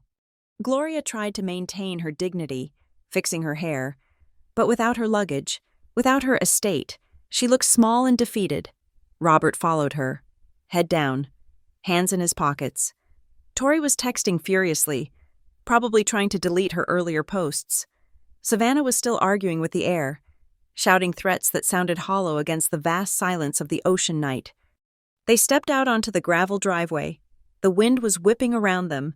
The black SUV and the police cruiser idled with their lights cutting through the darkness. "Do not return to this property," Monroe commanded from the doorway. "Do not contact the owner. You will receive the legal summons by mail." The security agent stepped forward and grabbed the heavy brass handles of the front doors. "Wait!" Gloria turned back. She looked past the agent, past Monroe, and stared directly up into the lens of the security camera above the doorframe. Her mascara was running. Her eyes were wild, filled with a mix of panic and a terrifying, deep-seated entitlement. She knew I was there. She knew I was behind the lens. She didn't plead. She didn't apologize. She leaned in, her lips moving clearly so I could read every syllable. "Nadia," she mouthed, "you owe me." Then the heavy doors slammed shut. Boom. The sound was final. The feed from the foyer went dark as the lights were cut. I was left looking at the exterior camera view. I saw 4 small figures standing in the wind, illuminated by the harsh red taillights of their rental car. They looked like ghosts. They looked like strangers. I reached out and muted the audio. I didn't need to hear them anymore. "I don't owe you a thing," I said to the silent screen, "but you are about to find out exactly what you owe me." I closed the laptop. The reflection in the black screen showed a woman who looked tired. Yes, but for the first time in her life, completely unburdened. I knew the phone call would come in a few days. Gloria's "you owe me" wasn't a goodbye. It was a threat. She truly believed that she could guilt me back into submission. She believed that this was just a tantrum, a misunderstanding that could be fixed with a few tears and a family meeting. She had no idea that I had just handed the keys to the executioner. 3 days later, I sat in the conference room of Halley & Rowe, a law firm that occupied the 45th floor of a downtown skyscraper. The room was cold, smelling of lemon polish and expensive leather. On one side of the mahogany table sat Nina Hartfield, myself, and Mr. Sterling, the head of legal for Solstice Haven Estates. On the other side sat the Vega family. They looked smaller here than they did in the mansion. Gloria was wearing a conservative black dress, trying to look like a grieving widow rather than a defendant. Robert was staring at his hands. Savannah and Tori were slumped in their chairs, looking pale and deprived of their phones, which their lawyer had advised them to turn off. Speaking of their lawyer, he was a man named Mr. Evans, a strip mall attorney Gloria had hired in a panic. His suit was ill-fitting, and he was currently sweating through his shirt. Mr. Sterling didn't waste time on pleasantries. He slid a thick binder across the table. It landed with a heavy thud in front of Gloria. "Ms. Vega," Sterling began, his voice dry and devoid of emotion. "This is the final itemized invoice for the 48 hours you occupied Azure Crest.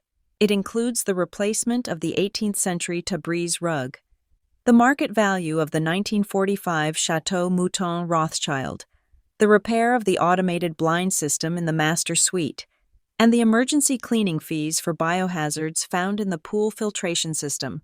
It also includes our legal retainer for processing the breach of contract."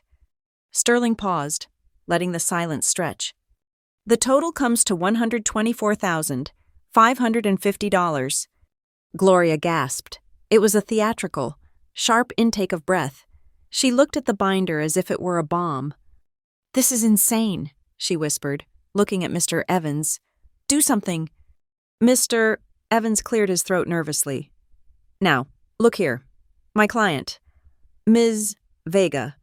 She was under the impression that her daughter, the wealthy party, was covering the costs. This is a misunderstanding. You cannot expect a retired woman to pay 6 figures for a spilled drink." "It is not a spilled drink," Sterling corrected.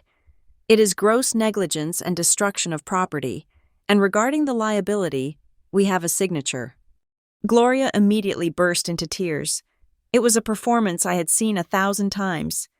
She buried her face in her hands, her shoulders shaking. "I didn't know," she wailed. "Nadia tricked me. She handed me that iPad and told me it was just a guest book. I am an old woman. I don't understand these digital things. She set me up. She wanted to ruin me because she is jealous of her sister." I sat perfectly still. I didn't defend myself. I didn't need to. Nina Hartfield tapped a key on her laptop. The large monitor on the wall behind us flickered to life. It was the security footage from the Azure Crest foyer. The audio was crystal clear. On screen, Gloria snatched the iPad from my hands. "Khan just is the person who pays," the on-screen Gloria said, her voice dripping with arrogance. "I am the matriarch. The paperwork is for me." On screen, I said, "Mom, you should read every line." On screen, Gloria laughed, swiping rapidly. "Who reads this stuff? I will just sign. It looks better if I own it." The video cut to the living room scene. Savannah holding the camera, Gloria shouting, "Don't bring the law into this. Possession is ownership." Nina pressed stop. The screen went black. The conference room was dead silent. Mr. Evans closed his eyes briefly, realizing his client had lied to him. "She tricked you?" Nina asked, her voice sharp. "Because it looks to me like you fought for the right to sign that document, Ms. Vega. You explicitly stated you didn't read it because you didn't care." Gloria stopped crying instantly. Her face hardened. She looked trapped. Mr. Evans, desperate to salvage something, reached into his briefcase. "Well, regardless of the damages, we have a counterclaim regarding assets. We have a document here, a gift letter, stating that Nadia Vega transferred 20% of her equity in NovaPoint Metrics to her mother 3 years ago. If Nadia refuses to pay this bill, we will move to liquidate those shares to cover the family's debt." He slid the manila envelope across the table. It was the same forged letter from the tote bag.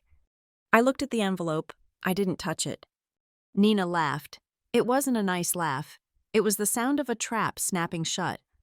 "I was wondering when you would bring that up," Nina said. She opened her own file and pulled out a document with a blue notarized seal. "You are referring to a letter that was, at best, a non-binding expression of intent, and at worst, a forgery. But it doesn't matter." She slid the blue document toward Mr. Evans.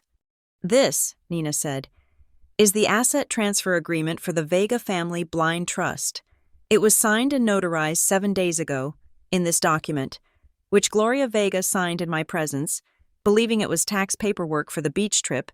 She explicitly waived all prior claims, liens, or interest in NovaPoint Metrics in exchange for a one-time cash stipend of $5,000. I watched Gloria's face. I saw the memory hit her. She remembered signing a stack of papers I had given her before the trip. Too busy bragging about the vacation to read what she was signing. She had sold her fake claim on my company for $5,000 of spending money. "That means," Nina continued, "the gift letter is void. It is paper trash. Gloria Vega has 0 assets to leverage against this debt. She is personally, solely, and totally liable." The balance of power in the room shifted so violently it was almost palpable. The Vega side of the table collapsed. Savannah suddenly stood up, her chair screeching against the floor.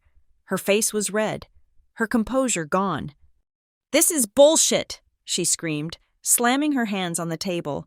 She pointed a finger at me. "You planned this. You want to humiliate us. You think you are so special because you have money? You are nothing. You are boring. Nadia, you have no personality. You need us. Without us to make you look like a family, you are just a sad workaholic in a big house." She was shaking. "We give you purpose. We make you look like you have a life. You should be paying this bill just for the privilege of being related to us." I looked at my sister. For the first time, I saw her not as a bully, but as a terrified child who realized her toy was being taken away. "Savannah," I said, my voice calm, steady, and quiet. Nova Point hired me because I can analyze data better than anyone in the state. Solstice Haven rented to me because my credit score is perfect.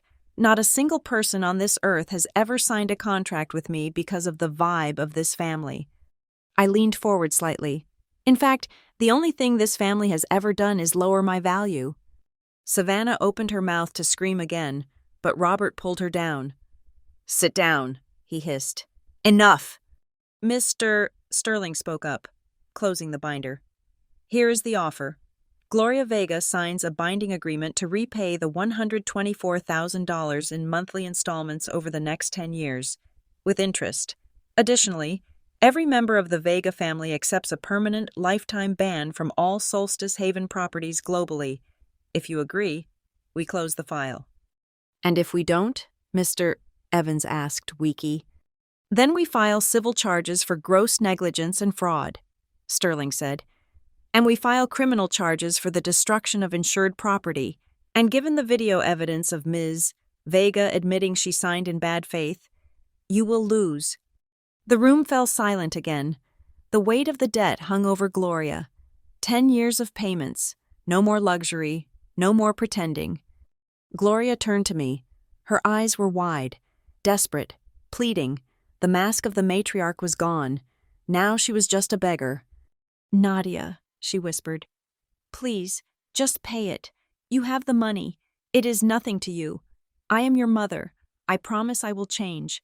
I will treat you better. We will be a real family. Don't let them do this to me. Family doesn't abandon family." Everyone looked at me. Nina, Sterling, my father, my sister. They were waiting for the old Nadia. The Nadia who wrote the checks. The Nadia who fixed the problems. I looked into my mother's eyes. I looked for love. I looked for genuine remorse. But all I saw was fear of consequences. "Mom," I said, "for 6 years, I have paid for every mistake, every dinner, every dream, and every lie this family has ever had. I have been your bank, your safety net, and your punching bag." I stood up. I smoothed the front of my blazer. "This is the first time in your life that you are paying for your own choices," I said. "If you think me letting you face the consequences means I am abandoning the family, then that just proves this was never a family. It was a hostage situation." "Nadia!" Robert called out, his voice cracking. "Goodbye," I said. I turned and walked toward the glass door. I didn't look back. I didn't hesitate. I heard Gloria sobbing my name, but it sounded distant, like a radio playing in another room. I pushed the door open and stepped out into the hallway. The door clicked shut behind me. Click, a dry, final sound. I walked to the elevator and rode it down to the lobby. I stepped out onto the busy street, the sunlight hitting my face. The city noise was loud and chaotic, but my mind was perfectly quiet. I got into my car. I didn't drive to the cramped condo in the city. I didn't drive to a hotel. I opened the GPS. I typed in the destination. Silver Ridge Estate. I watched the blue line chart the path to the mountains, to the house with the infinity pool and the quiet library, to the house where the wine was for drinking, not for show, to the house where no one would ever ask me again if there was a room for them. I started the engine and drove home. Thank you so much for listening to this story.